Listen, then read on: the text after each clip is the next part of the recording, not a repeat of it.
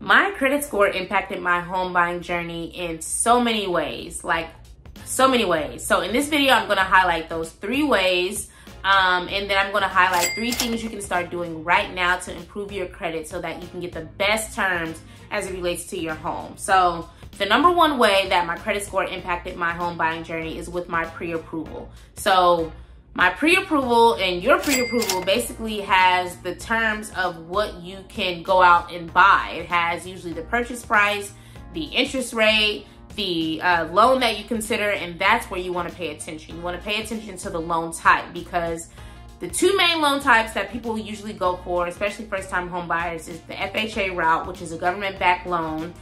They often have a lower credit score requirement, but then there's also the conventional route, which is privately backed by banks and things like that, and they often require a higher credit score. So if you want to have options, which is what I wanted, I want to be able to consider all of them. I don't want to have to go with one or the other, because each loan type offers benefits. So that required me taking a step back and actually going through the 3 things that I'm going to walk you through in this video. So stay tuned, do not click off. I'm going to wrap up these other areas. 2 is that it impacted my debt to income ratio. So debt and credit go hand in hand.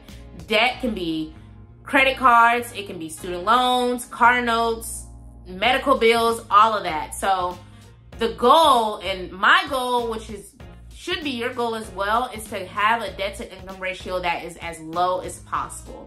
The lower it is, the better that's going to be for you, because that basically is something that lenders use to determine how credit worthy and how confident they are in lending to you. No one has, I mean, some people do, but most of us don't have $300,000, $400,000, $5,000, $1 million laying around to buy a house in cash. So your lender is going to be your bread and butter. That's basically the parent, the rich uncle, the rich auntie, the rich grandfather that we all need, but we have to pay them. So whatever they pre-approve you for and whatever your debt to income ratio is going to be good, because that leads to point 3, your interest rate. So every loan you get, whether it's a car, student loans, has an interest rate. And so the higher your credit score is, the more likely it is for your interest rate, the rate that's attached to your home loan, can be. So I spent a long time working on my credit score so that I can get a low interest rate. And I highly recommend you do the same as well, because a low interest rate can be the difference of you paying $200 in interest to $700 in interest. You know, 2.9 versus 7.7 is 2 different interest rates. So we want to get as low as possible when it comes to an interest rate, and a good credit score contributes to that. So those are the 3 reasons and the 3 things and the 3 ways that my credit score impacted my home buying journey, and it forced me to take a step back and get my life together financially. So now let's talk about what I did to actually improve my credit score. Number 1 is that I only used 30% of the utilization amount in my account. So every credit card has a utilization max. Some of you can have 6,000. My first account only had 6,000. My first credit card, my utilization cap was 6,000. So I could not spend more than 30% of that 6,000, because it's all about management. It's about credit management, and it's about budget management. And so they want to make sure that you're not maxing out these cards on a monthly basis. Have I maxed out cards before? Not perfect. Life hits us all very roughly. But did I eventually pay those things off? Absolutely. So it's just a good practice, a good credit practice, to spend only around 30% of it, because you know, and you likely are confident that you can pay that off. So what can that 30% include? Normal expenses. Back then I had, again, a traditional regular car. I just put simple things on there, like my utility bills, stuff that was recurring, that was small, not super large. Now my credit, utilization amount is much higher. So what am I putting on there now? So I have another card that I'm thinking of. My other card now is a travel card. And so, work hard, travel hard. And I put travel related expenses on there according to what they will give me. So that's flights, hotels, dining out, any kind of ride share, stuff like that, anything travel related. allows me to earn additional money, and so I don't put any of my major bills on there, like my mortgage and stuff. I mean, you can, I just personally don't, because it doesn't benefit that card that I have. So that allows me to, point two, pay off my loan, pay off my balance in full every month. So that is key, because when you pay it off, they report that to the credit bureaus. There's 3, and I should have wrote these down: Equifax, Experian, and TransUnion. Fact check me in the comments if I'm wrong. I think I'm right though.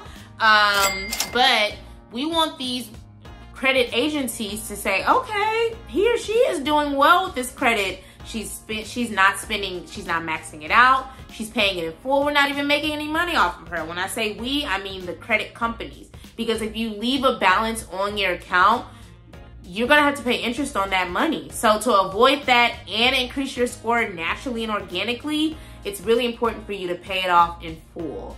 And if you spend only a certain amount, it's more easier to do that. And if you put the right things on the account according to what kind of credit card it is. Again, for me with my travel card, only travel related expenses. With my traditional credit card, I might throw a little bit of, you know, a little Apple Music on there, a little bit of this, a little bit of that, but it's still manageable. It's not, again, my whole mortgage. And if you want to do that, great. I just don't do that. So those are 2 points. 30% utilization, and then paying in full every month. You'll see your credit score slowly increase. Trust me. 3 is, and I'm gonna put a testimonial somewhere on the screen of my friend. She's a part of my community, and she was complaining about her score dipping, and I told her what to do, and she is now saying, you know what, that worked, now it's going up. So that'll be on the screen.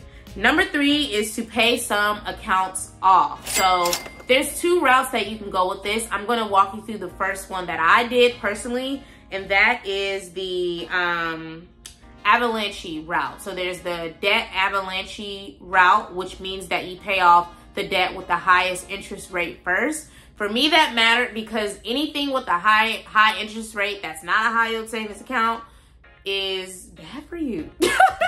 It essentially means that if your payment is 25, but your interest rate is 5.5, you're spending a lot of money if you don't pay that 25 off in full. If you let it sit there, then that means you're going to be paying an additional 5.5% on the $25 that you could have paid off. So I went after my high yield, my high interest debt first, my credit first, which is mostly student loans.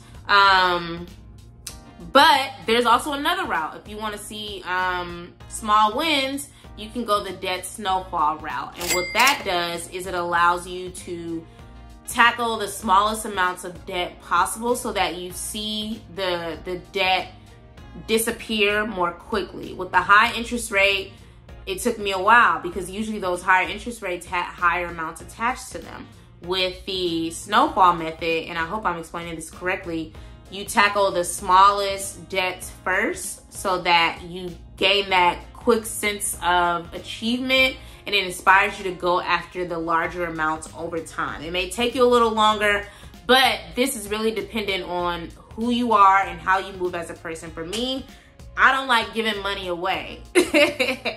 I don't like giving money away. So comment in the description, comment below and let me know which route you would be interested in based on who you are. Would you do the avalanche route that goes after the high interest rate related debt, or would you go the snowball method, which tackles the smaller debts and gradually grows up to the larger debts? Let me know in the description which one you would actually consider, or which one you're actually considering if you do have debt or credit that you want to improve. So again, paying these things off in debt helps. It helps, and you will see a drop. I'm not gonna lie to y'all. I wanna be honest. This is an honest experience. This is my experience. I did see a drop in my credit score in the very beginning when I did close those accounts, because once you pay them off, at least for my student loans, not for credit cards. This is strictly about student loans. When I paid off my student loans and the accounts were closed, I did see a drop in my credit score and I was pissed. But what I did is I just did my research. I said, well, hey, how long is this gonna be? Is this forever? And I came across a Budgetnista. I feel like I plug her on every single video. Please follow her if you're not on all the social platforms. And she told me, you know, it's only for a short term. You will see it rebound. And that's exactly what it did. So that is what I did to improve my credit score. Credit score matters so much to the home buying process. It contributes to what your interest rate is. It contributes to what you're pre-approved for and what loan types you can even consider. And it impacts your monthly payment. A lower interest rate equals a lower monthly payment. Comment that below. That's a good point. People need to know. A lower interest rate equals a lower monthly payment. We want to keep as much money in our pocket as possible. So thank you so much for watching. Please comment below with any questions that you have. Like, comment, subscribe, share this video with anyone that you know has been struggling with their credit and wants to improve it, whether that's to buy a house or just to have it ready for whatever else they want to do with their life. And I will see you on the next video. Peace.